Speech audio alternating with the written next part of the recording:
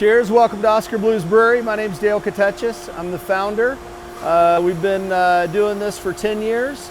Canning beer, started in a small little town of Lyons, Colorado. My wife and I graduated from Auburn University about 20 years ago and left Auburn as fast as we could and landed in Boulder, Colorado. Started making roots, having kids, and one day I decided to open my own restaurant in a small little town of 1,400 people. I was a home brewer at the time, brewing on the weekends, and one day we decided to put a little glorified homebrew system in the basement of the restaurant and started brewing a flagship beer, Dale's Pale Ale, that I brewed in a bathtub in Auburn, actually. And it was a joke name given to my beer because at the time it was pretty bad. And my best friend decided to name it Dale's Pale Ale, and there weren't too many people back in that day brewing beer. So one thing led to another. About 5 years into the business, the idea of canning beer came along, and we decided to entertain the gentleman from Canada that was introducing this machine to us that could can craft beer 2 at a time.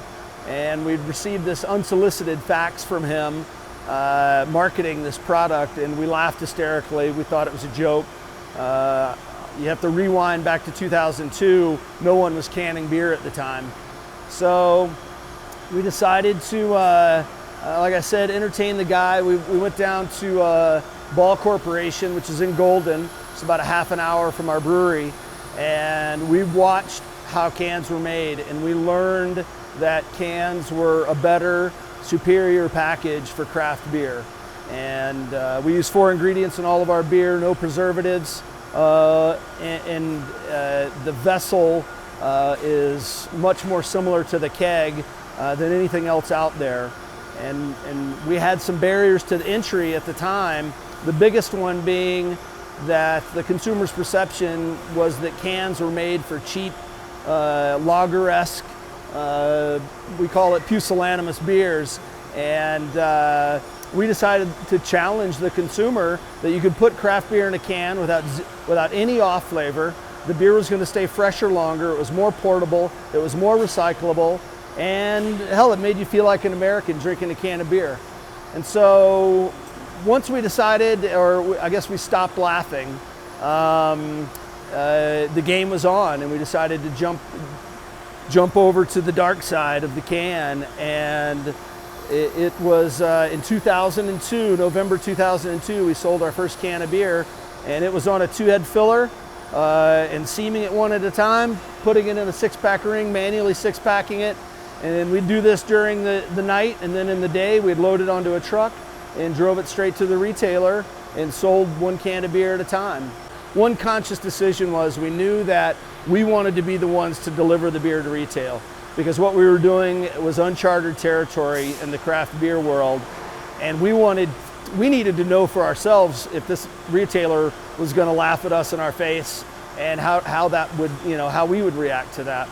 I mean, this was still during a time where we didn't know if we were going to have 100,000 cans to drink for ourselves because no one would buy it, which was an option.